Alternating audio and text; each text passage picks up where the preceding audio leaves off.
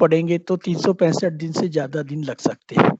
और मेरा तो सबसे एक ही एडवाइस है कि हर चीज को आप थोड़ा सा अपने आप से और भी +1 करिए, है ना। Daily you do the plus plus increment करिए आप, और उससे आपको पता लगेगा कि नई लैंग्वेजेस भी किस तरीके से मार्केट में लॉन्च हुई हैं और उसके अंदर कौन कौन सी इंपॉर्टेंट टेक्नोलॉजीज है।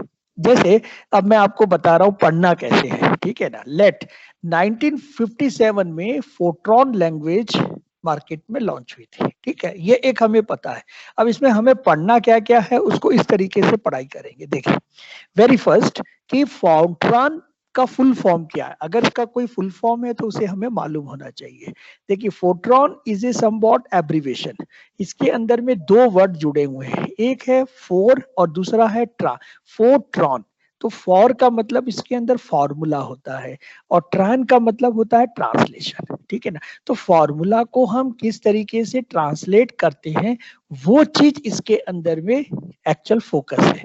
तो ये लैंग्वेज का डेवलपमेंट और इस लैंग्वेज की नीड क्या थी कि हमको एनी हाउ जो भी कॉम्प्लेक्स और कंपाउंड फॉर्मूला है, जैसे इंटीग्रेशन है, डिफरेंशिएशन है, तो लाप्लास थ्योरम है, ऐसे बहुत सारे आपको मैथमेटिक्स लगती है इंजीनियरिंग में और आपके रिसर्च में। तो उस समय हमको क्या है कि कंप्यूटर में फॉर्मूला को ट्रांसलेशन करने के लिए या कोडिंग करने के लिए, translation is a coding concept, ठीक है।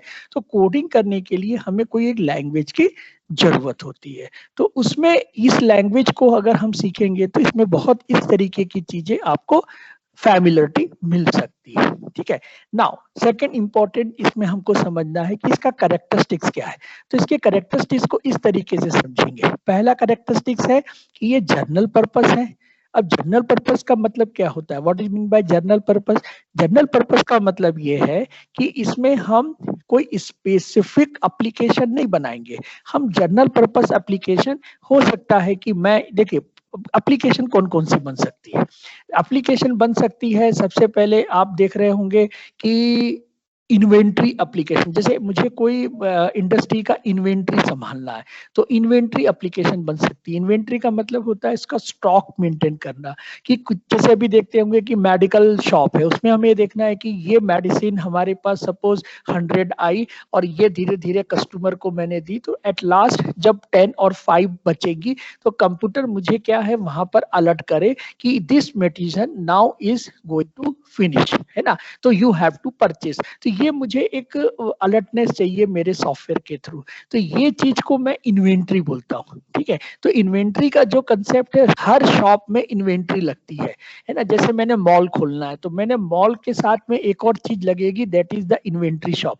तो इन्वेंट्री के लिए मुझे सारा जो भी मेरा एक्चुअल में गुड्स आ रहे हैं, मैं उसको क्या करूंगा, अपने पहले भेजूंगा, वहां से इन्वेंट्री होगी कि ये पर्टिकुलर चीज इतनी आई है और इस शॉप में गई है। तो सारी चीजों को मैं इस तरीके से रखूंगा।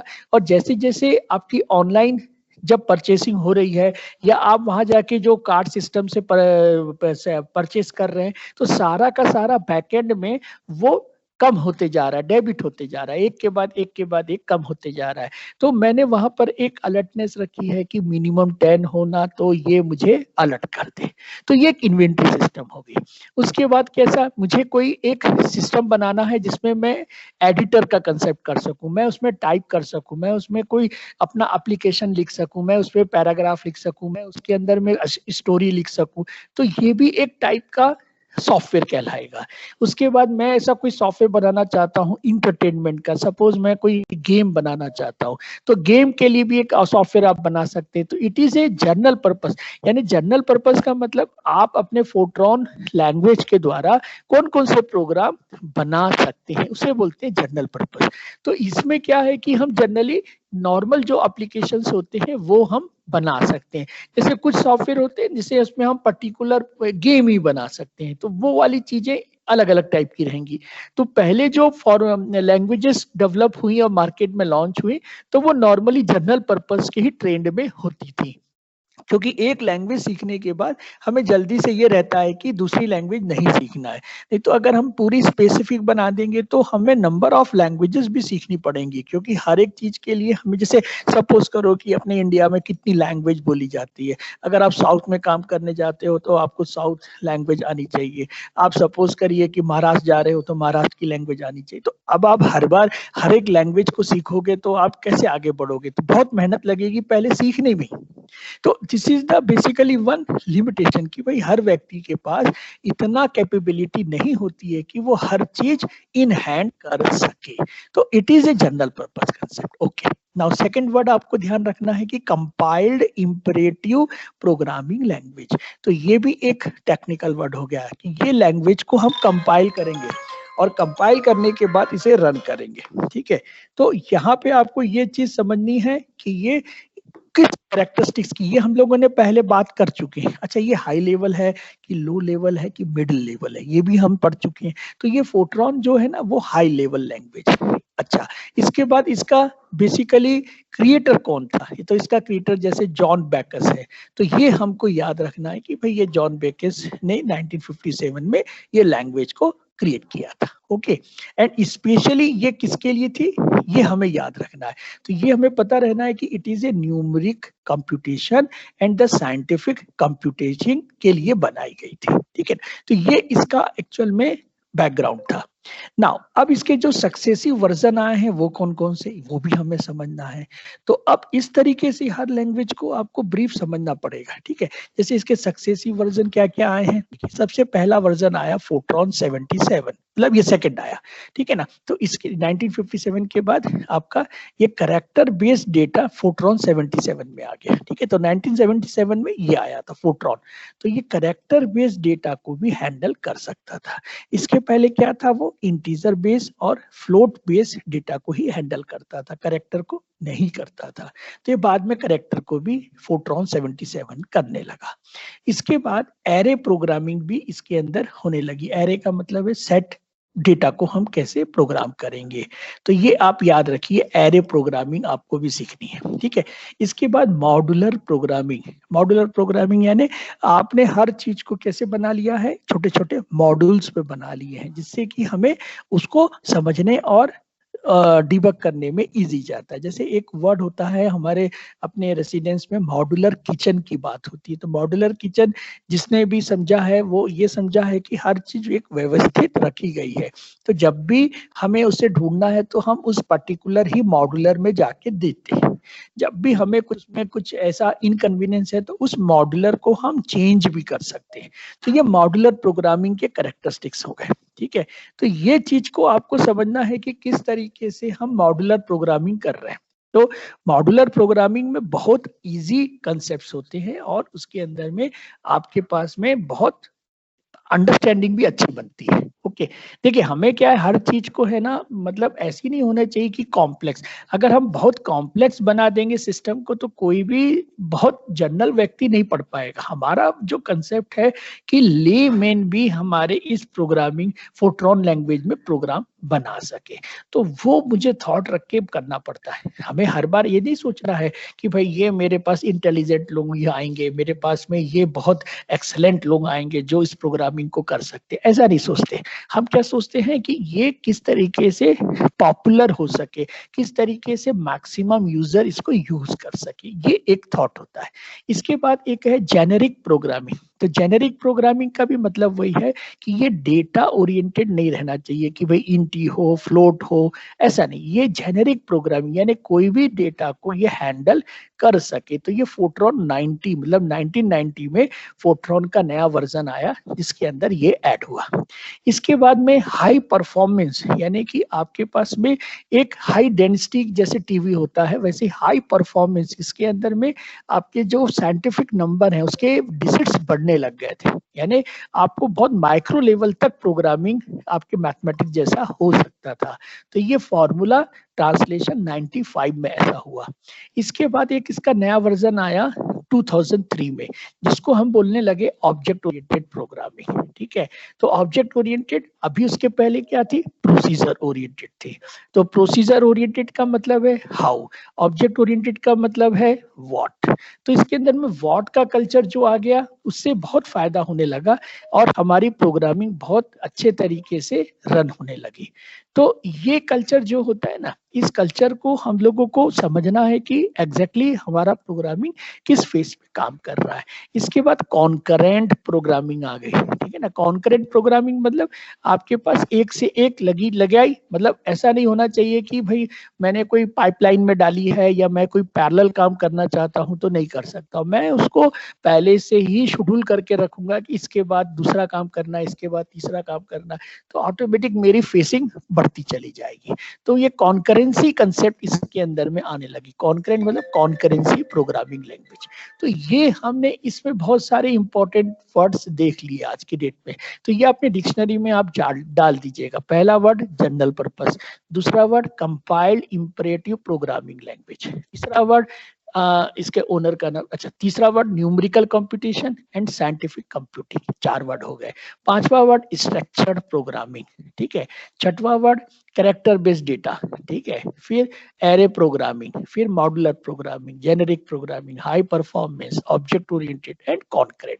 तो ये आप अपनी डिक्शनरी में डाल दीजिए, ये वर्ड्स आपके टेक्निकल हो गए। ओके, नाउ हम देखते हैं कि एक ये तो एक पिलर था मेरा, दूसरा पिलर क्या बना, दूसरा पिलर बना मेरा बिजनेस ओरिएंटेड। तो कोबोल 1995 में हमें कॉमन बिजनेस पर काम करने के लिए एक अपॉर्चुनिटी मिली कि हम अपने बिजनेस को कैसे कर सकते हैं। नॉर्मली क्या है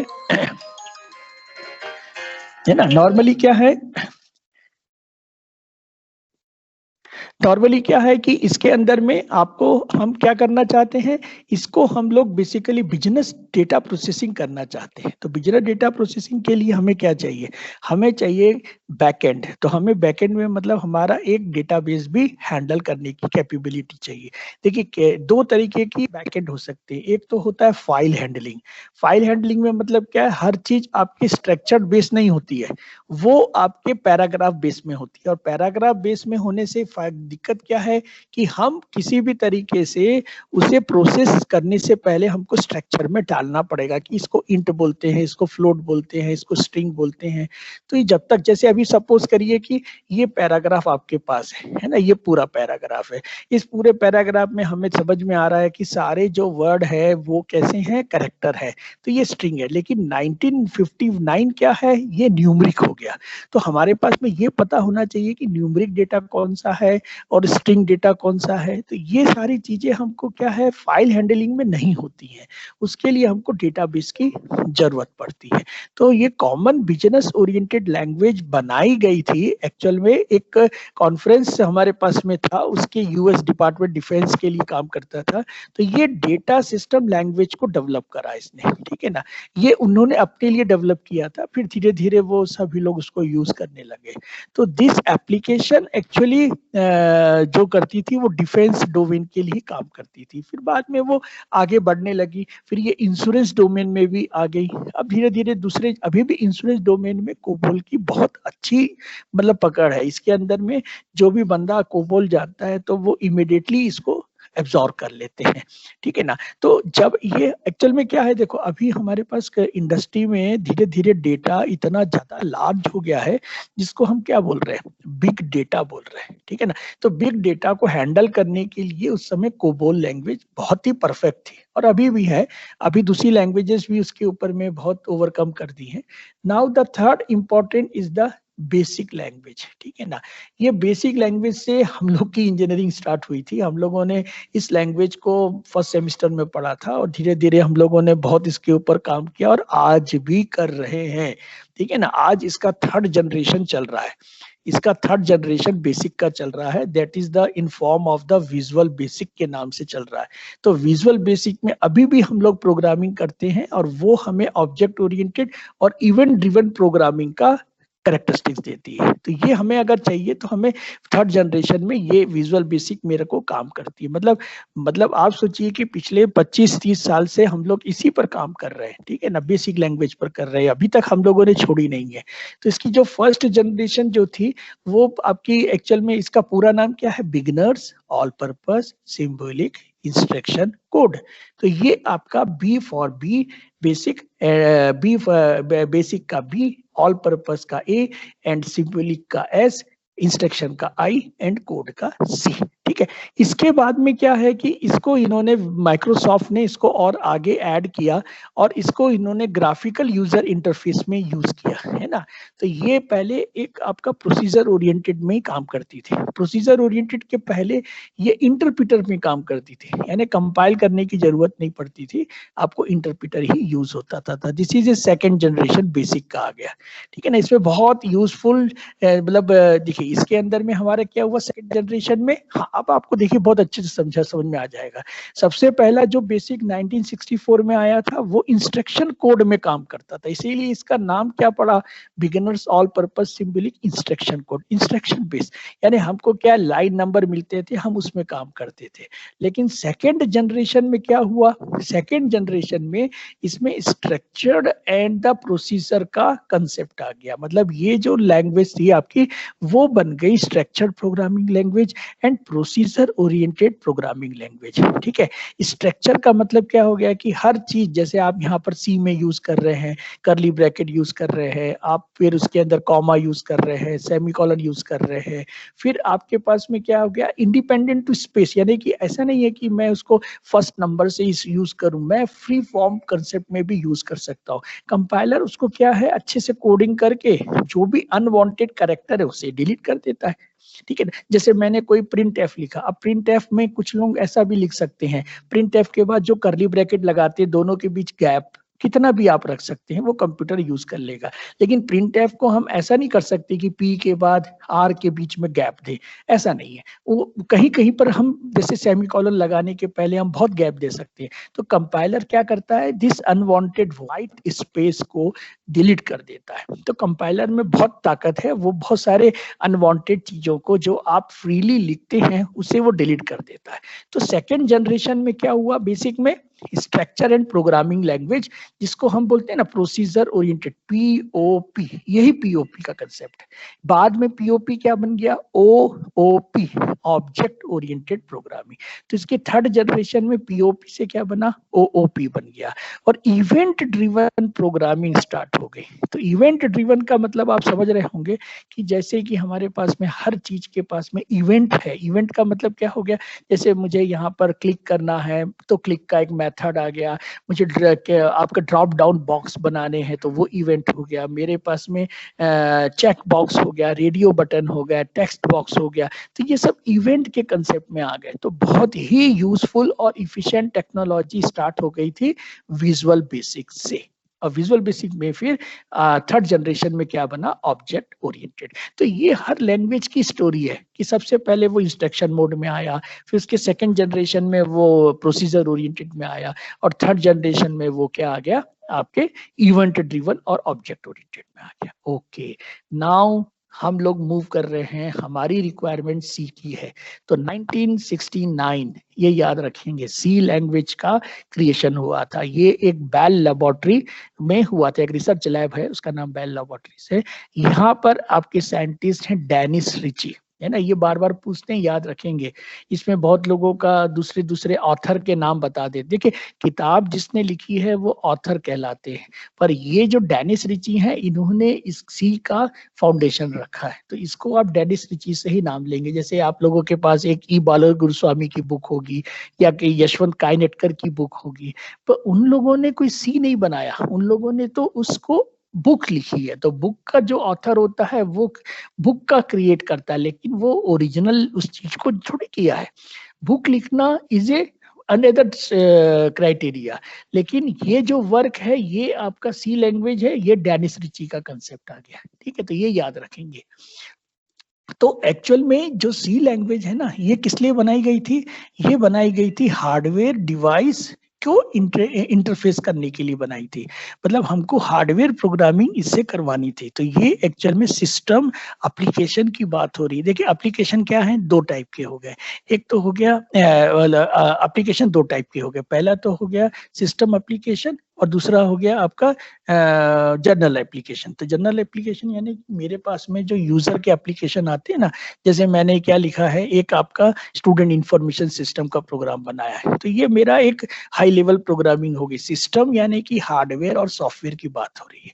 आपने जो प्रोग्राम बनाया, मैंने पेन ड्राइव का प्रोग्राम बनाया, तो भाई पेन ड्राइव का प्रोग्राम मेरे हार्डवेयर में आ जाएगा। स्कैनर का प्रोग्राम, तो ये मेरा किस में आ गया, सिस्टम एप्लीकेशन में आ गया। जैसे किसी ने ऐप बनाया तो दो टाइप के ऐप बनेंगे, एक ऐप बनेगा जो सिस्टम के काम आएगा, जैसे मुझे कोई एक स्कैन करवाना है, तो स्कैन कराने के लिए मेरे को एक कैमरे की जरूरत होगी, है ना, मुझे इसको रीड करने की, तो ये एक स्कैनर का कंसेप्ट। जैसे किसी को एक कोई ऑपरेटिंग सिस्टम बनाना है तो कर्नल की जरूरत होगी, मेमोरी मैनेजमेंट की जरूरत होगी, तो ये किस में करेगा भाई, वो ये आपके सिस्टम प्रोग्रामिंग में करेगा, ठीक है ना।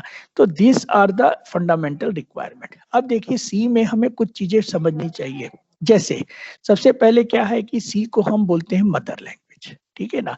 क्यों मदर लैंग्वेज बोलते हैं, क्योंकि इससे हमारे पास एडवांस प्रोग्रामिंग लैंग्वेज जैसे C++ है, जावा है, C# है, ये इनसे इंटरफेस होती है। अगर आपने सी सीखा तो आप बहुत जल्दी इस सब जिसके एडवांस प्रोग्रामिंग लैंग्वेज भी सीख सकते हैं। क्यों, क्योंकि इसके अंदर का जो स्ट्रक्चर है वो इसमें यूज होता है। जैसे आपने देखा इफ की हमने प्रोग्रामिंग करी तो इफ से करी, तो इफ की प्रोग्रामिंग सब लैंग्वेजेस में इसी तरीके से होगी। तो आपने एक में सीख लिया तो दूसरे को फायदा हो जाता है, ठीक है ना।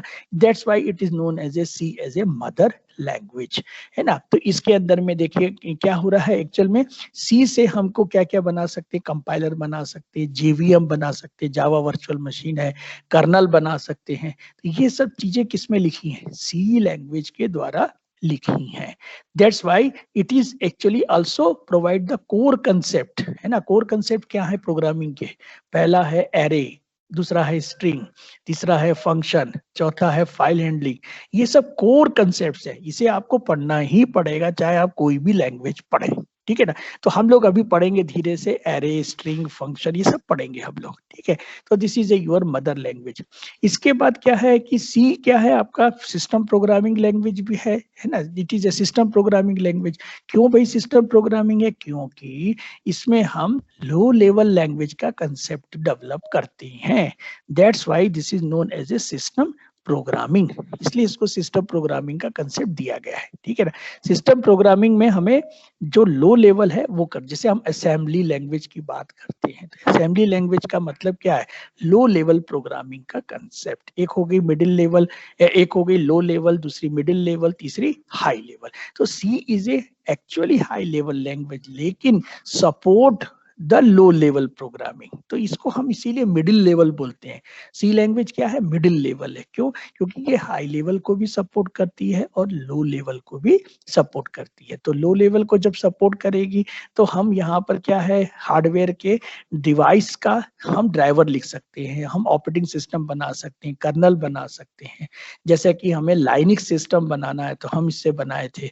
तो अच्छा, लेकिन इसमें एक लिमिटेशन है। क्या लिमिटेशन है, it can not used for internet programming like java.net PHP। हमें इंटरनेट प्रोग्रामिंग इस पे नहीं कर सकती हैं। बस यही एक लिमिटेशन सी में बच गई, नहीं तो अगर ये भी इसमें आ जाता तो मान के चलिए सी स्क्रिप्ट आ जाती, आप बना सकते हैं। मेरे लिए तो अच्छी बात हो जाएगी कि कोई सी स्क्रिप्ट बना ले, जैसे अभी तक सी स्क्रिप्ट नहीं है मार्केट में, ठीक है ना। जावा स्क्रिप्ट है, विजुअल बेसिक स्क्रिप्ट है, लेकिन सी स्क्रिप्ट नहीं है। तो सी स्क्रिप्ट भी मुझे तो चाहिए भाई, अगर कोई बनाना चाहे तो मैं उसे पूरा सब स्क्रिप्ट लैंग्वेज बनाने के लिए, क्योंकि ये बहुत यूजफुल है। क्योंकि मैनी यूजर है ना, many engineers are familiar with the C language, लेकिन वो इंटरनेट प्रोग्रामिंग नहीं कर पा रहे हैं। उसके लिए उनको फिर जावा सीखनी है, .NET सीखनी है, PHP सीखनी है, ये सब सीखनी पड़ती है। तो ये चीज का हमारा लिमिटेशन रहा सी में। अच्छा, सी क्या है? Procedure oriented programming language. तो प्रोसीजर ओरिएंटेड प्रोग्रामिंग लैंग्वेज का मतलब क्या हो गया? प्रोसीजर ओरिएंटेड प्रोग्रामिंग लैंग्वेज का मतलब है कि जब भी इस लैंग्वेज को यूज करना है तो वेरिएबल और फंक्शन को हमें डिक्लेयर करना पड़ता है। जैसे मुझे एक नंबर को रीड करना है, तो रीड करने के लिए क्या करेंगे हम? इंट ए सेमीकोलन करते हैं, ठीक है ना? जब तक हम नहीं करेंगे तब तक हम उसे रीड नहीं कर सकते। तो this is A procedural concept. Procedural में क्या है कि हर चीजें स्टेप बाय स्टेप होती है। It is A series of steps, it is A series of steps, है ना? तो इसके अंदर में सारी चीजें ठीक है, लेकिन हमें क्या है, हम इस प्रोग्राम को ब्रेक कर सकते हैं फंक्शंस में, डेटा स्ट्रक्चर में। तो प्रोसीजर में फायदे तो बहुत है, ठीक है, लेकिन दिक्कत क्या है कि हमें पहले इसे डिक्लेयर करना पड़ेगा, तभी होता है। पाइथन में डिक्लेरेशन स्टेटमेंट नहीं है।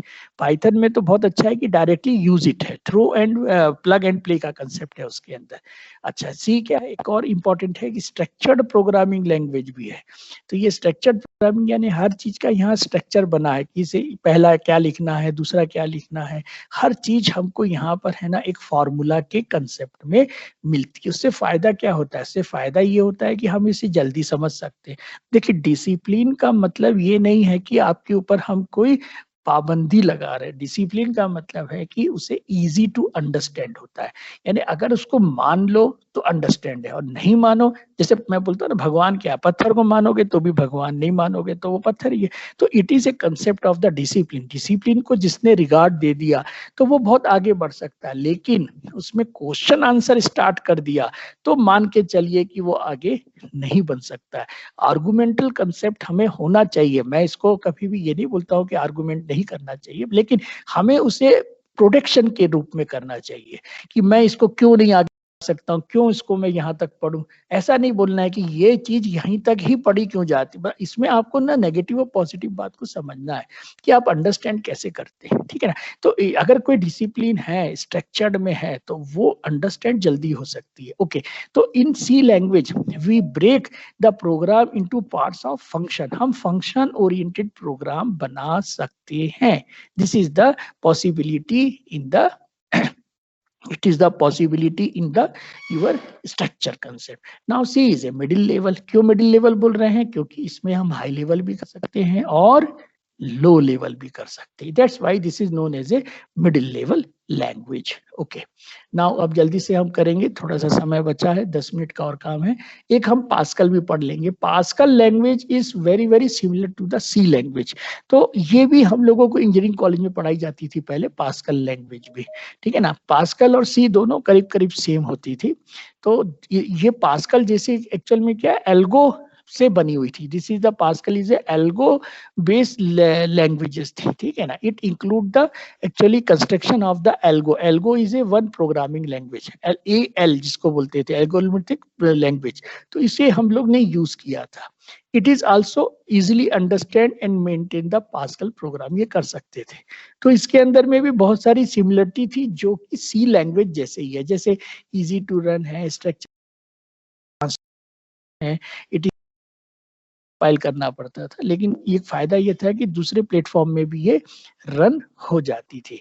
अभी के जो पास्कल है वो आपकी ऑब्जेक्ट ओरिएंटेड के वर्जन्स में भी आ चुकी है। इसमें भी वही सब है, एरे होगा, रिकॉर्ड होगा, फाइल होगा, सेट होगा, ये दूसरे नाम से होता था, ठीक है ना? यहाँ पर रिकॉर्ड भी एक आके जुड़ता था जिसको अपन सी लैंग्वेज में स्ट्रक्चर के नाम से बोलते हैं। इसमें सेट भी होता था जिसको हम सी में इनम के बॉल से बोलते हैं। तो ये थोड़ी सी डिफरेंस होती थी वर्डिंग में, और सब सही है। इसके बाद देखिए सी प्लस प्लस का कल्चर आप लोग ने पढ़ा और अभी पढ़ाएंगे आप लोग भी। तो सी प्लस प्लस का कल्चर में ऑब्जेक्ट ओरिएंटेड का कंसेप्ट आ जाएगा। इसके अंदर में इंपॉर्टेंट बात आपको बस मैं केवल एक बताना चाहता हूँ, ये सी लैंग्वेज से ही बनी है ना। तो C plus plus is a super set of the C, है ना? Super set of the C, यानी कि अगर मैं दो सर्कल बनाऊं एक के अंदर एक, तो अंदर वाला सर्कल सी है और बाहर वाला सर्कल क्या है, सी प्लस प्लस है। तो C plus plus is a super set of C. तो इसके अंदर में मैं आपको इंपॉर्टेंट बस ये बताना चाहता हूं कि जो इसके फीचर्स हैं, encapsulation, data hiding, inheritance, polymorphism, ऐसे बहुत सारे जो इंपॉर्टेंट फीचर्स हैं जो ऑब्जेक्ट ओरिएंटेड को सपोर्ट करते हैं। ये आप लोग नेक्स्ट सेमेस्टर पढ़ोगे, इसलिए इसको ज्यादा मैं नहीं बता रहा हूँ। इसके अंदर में बस इतना याद रखिएगा, it is A also compiled language, it is a general purpose language, it is a case sensitive, है ना, ये एक वर्ड आपके लिए बहुत अच्छा है। केस सेंसिटिव का मतलब क्या होता है? केस सेंसिटिव का मतलब है कि capital C is not equal to small C, ठीक है ना। केस सेंसिटिव का मतलब है कि both upper and lower letter are distinguished in a language. तो this is a case sensitive. Free form programming language, free form मतलब आपके लिए कोई लिखने की पाबंदी नहीं है, आप मतलब कोई से भी कॉलम से, कोई भी रो से अपनी प्रोग्रामिंग लिख सकते हैं। It is A free form programming language and it is support three important technology, first procedure, second object, third generic. ये तीन लेवल की प्रोग्रामिंग को कवर करती है, तो सी प्लस प्लस तो सीखना जरूरी पड़ेगा ही। ओके, ना उसके बाद में पर्ल लैंग्वेज 1987 में हमें डेवलप हुई। तो Perl is actually stand for the practical extraction and reporting language, ठीक है ना। जितने भी आपके रिपोर्ट्स बनते हैं, है ना, जब भी प्रोग्राम है तो मैं रिपोर्ट भी बनाना है, यानी मुझे कोई एक बिल निकालना है तो बिल यानी रिपोर्ट, है ना, यानी मुझे कोई भी चीज का रिपोर्ट निकालना है तो मैं कैसे निकालूंगा? पर्ल लैंग्वेज से निकालूंगा। तो Perl language is also a general language, है ना। It is basically developed for text manipulation. तो जब भी टेक्स्ट, यानी कि ये सब क्या कहला रहा है? दिस इज ए टेक्स्ट, है ना, टेक्स्ट को मैनिपुलेट करना है मुझे। क्या है कि इस पूरे पैराग्राफ में हर वर्ड को मुझे कैपिटल कर देना है, तो मैं पर्ल में बहुत जल्दी कर सकता हूँ। दूसरे लैंग्वेज में भी कर सकते हैं लेकिन ज्यादा इंस्ट्रक्शन लगती है। तो this is A text manipulation. मुझे इस टेक्स्ट को मैनिपुलेशन को उल्टा लिखना है, यानी इस टेक्स्ट को उल्टा लिखना है। तो उल्टा लिखने से क्या मिलेगा? TXET, है ना, टेक्स्ट मतलब पैलिड्रोम कंसेप्ट आ गया। तो मुझे इसे मैनिपुलेट करना है। तो बेसिकली ये जो पर्ल लैंग्वेज है, ये system administration and web development, network programming and GUI, graphical user interface के लिए बहुत फोकस करती है। इसमें आप बनाएंगे तो दिक्कत नहीं है। पाइथन जो पॉपुलर नाम आपको पता है, Python is a multipurpose programming language, है ना, is a multipurpose programming language, जिसे आजकल हम लोग मशीन लैंग्वेज के मतलब मशीन लर्निंग लैंग्वेज में भी हम लोग उसको यूज कर रहे हैं। तो इट इज वेरी वेरी मतलब इजी टू यूज, सिंटैक्स बहुत इजी कर दिए हैं उसमें, रेंज इसकी एप्लीकेशन की बहुत बढ़ा दी है। रेंज यानी कि देखिए आपके पास जैंगो, अभी बॉटल, ये सब भी आपको अभी पढ़ना पड़ेगा, वेब डेवलपमेंट में बहुत यूजफुल वर्ड है ये सब। और साइंटिफिक एंड मैथमेटिकल कंप्यूटिंग हो गया, ऑरेंज हो गया, है ना, ये नम पाई हो गया, सिम पाई हो गया, ये आप लोग अभी पढ़ोगे, बहुत इंटरेस्टिंग है यार। मेरे को तो लगता है कि बार बार इंजीनियरिंग करते ही रहना चाहिए, छोड़ेंगे तो फिर बहुत आउट हो जाएंगे, ठीक है ना। तो this is the very useful techno language. Python को तो अब मदर लैंग्वेज बनाना पड़ेगा, शायद बन भी जाए जल्दी। नाउ रूबी, रूबी क्या है? It is a purely object oriented programming language, है ना। It is actually use each and every value as a object, each and every value as a object. Object का मतलब क्या है कि that can be run time entity होती है। Run time entity मतलब it always create, means it must destroy. जो चीज क्रिएट होती है ना वो डिस्ट्रॉय भी होती है। And every object has a class, है ना, हर ऑब्जेक्ट का क्या है? एक क्लास से बिलोंग करेगा। भाई जैसे सपोज करो कि ये आपके पास में कोई काऊ है, तो cow is a class in the animal, है ना, तो एनिमल क्लास में चला गया। तो it is every object with the one class. Every class has a super class, उसके ऊपर सुपर क्लास भी होती है जिसके अंदर प्रॉपर्टी एंड एक्शन दोनों चीजें इंक्लूड होती है। तो ये रूबी क्या है? बहुत पॉपुलर लैंग्वेज है, अभी भी यूज होती है। इसके अंदर में exception handling, garbage collector, portability, missing method, case, सारी इंपॉर्टेंट टेक्नोलॉजी जुड़ी हुई है। तो ये अभी आप 4 साल में सब पढ़ लोगे, ठीक है। PHP, जब मुझे स्क्रिप्टिंग लैंग्वेज की जरूरत पड़ेगी, है ना, जब मुझे इंटरनेट में स्क्रिप्टिंग लैंग्वेज की जरूरत पड़ेगी जो कि क्लाइंट साइड काम करती है, तो मैं इसे यूज करूंगा। बहुत फास्ट काम हो सकता है इसके अंदर में, ठीक है ना।